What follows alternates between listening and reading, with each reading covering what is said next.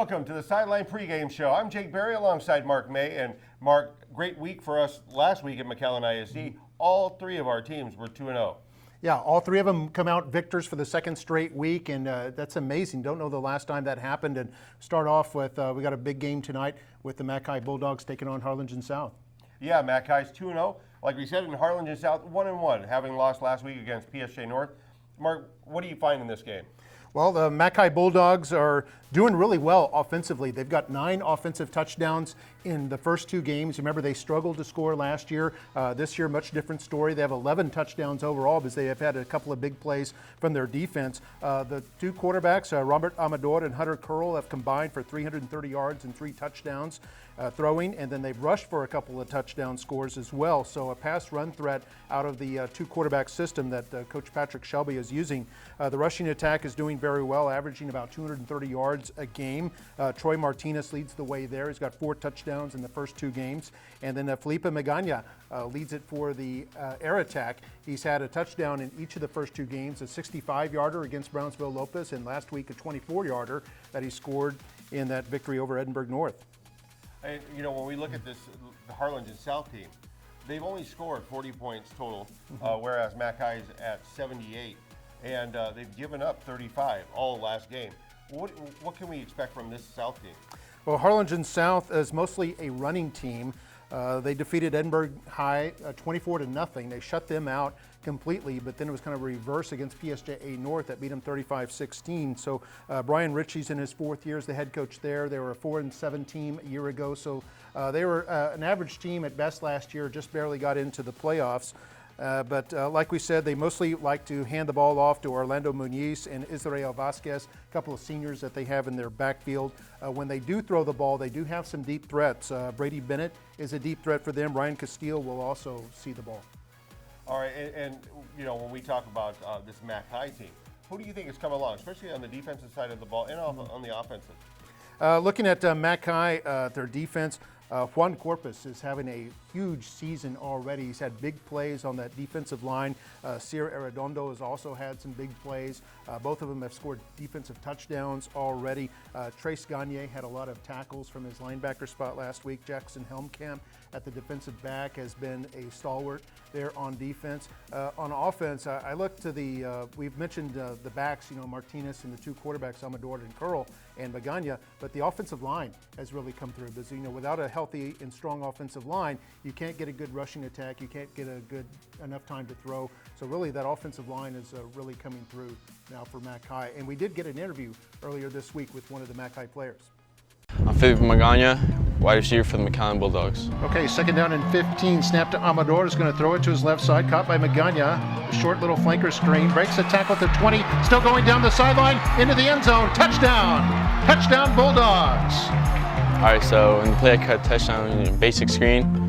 What was meant to happen was that dude was supposed to tackle me. So I was fortunate enough to, you know, him missing the tackle, and then I was trying to do everything and probably should get him off me. So I tried this like little spin move, and then with the momentum, that helped me as well. So did this kind of spin move, it worked. I saw this open lane and just took it. Well, what we want to take from last game to this game is obviously the 1-0 mentality. We don't think about 2-0. And last year we played them, that didn't go so very well. So this year we're kind of looking forward to this game a lot, just turn things around. My goals for next game is to come out with a win, obviously, and just play football. That'll play itself out. Back to throw. Now flushed out of the pocket. He's going to throw on the run, and this is caught by Magana. Magana, great job getting the ball into Cougar territory. Welcome back to the Sideline pregame show. Mark, when we look at Rowe right now is 2-0, impressive wins, Weslaco and Mercedes. What do you like about this week's game for them? I look for them to score more points again. They've got 10 touchdowns in the first 2 games. Jonas Ortiz at quarterback is going lights out at 375 yards. He's completed 71% of his passes, 5 touchdowns in the first 2 games. He's also the team's leading rusher right now, averaging over 11 yards a carry. Had a huge game in the season opener against Weslaco, and then Mercedes, he continued to have some big runs. So that'll be something that the Edinburgh North defense will have to contend with. And then looking at Edinburgh North's what other things that they'll have to look out for, the running attack. Lorenzo Lopez has 100 yards rushing and 4 touchdowns in the first 2 games. Nicholas Meehan, a couple of touchdowns rushing. And then when they like to throw the ball, which is what Rowe does best, they've got David Savage, who has 3 touchdowns in the first 2 games. Alex Henzeldua, who has 7 receptions, including 5 last week. Just real strong team there for Rowe looks at. And then at Edinburgh North, they've got 2 quarterbacks that they've been using, Robert Gonzalez and Michael Rodriguez. Both of those are juniors. They've combined for over 200 yards and 3 touchdowns. Both are good run threats. They have Jacob Perales at running back, who's averaging about 4.5 a carry. The passing attack, a couple of big targets there. Sergio Quintanilla has caught 7 balls, and 3 of those have gone for touchdowns. And then Brendan Borrego, 5 catches for 96 yards, all of which I believe was last week in the loss to Mackay. So he's really come on strong for them too. Well, it'll be interesting which Edinburgh North team we get to see, because they have been improving. This is their 3rd game. We'll see if, how they play against Rowe. Now, on the other side of our district, we've got McAllen Memorial. And McAllen Memorial went into Sherryland and was very impressive. Yeah, Memorial 51-10 demolition of Sherryland. That was amazing. The Sherryland's a good team, albeit 5A, but they are a strong 5A team. And Memorial with a close win over Hannah in week 1. They beat Sherryland big in week 2.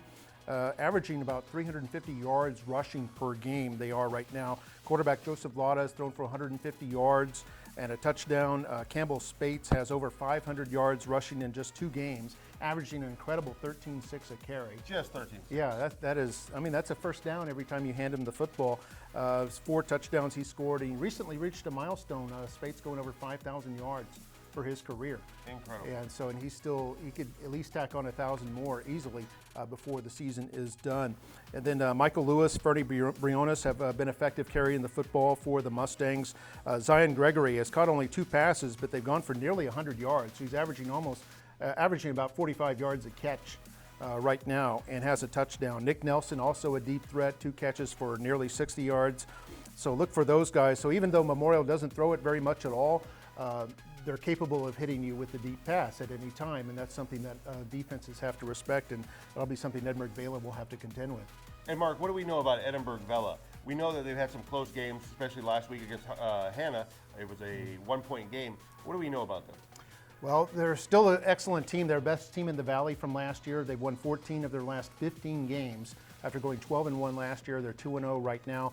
But a close win over Laredo United and an even closer win over Brownsville Hannah. You kind of wonder when the egg is going to crack a little bit against this Vela team that'll be playing at home against Memorial.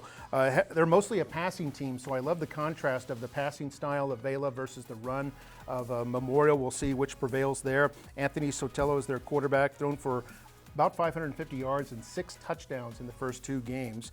Kevin McKinney will be the running back. Justin Cantu has caught 16 balls in the first 2 games for a couple of scores. Kevin Rojas has caught 9 balls for 3 touchdowns in the first 2 games. So Edinburgh Vela, a very capable team that can really light it up. I would look for a high-scoring game between the Mustangs and the Vela SaberCats. All right, well, there you have your look at our football games for Thursday and tomorrow. When we come back from the break, more of our pregame show.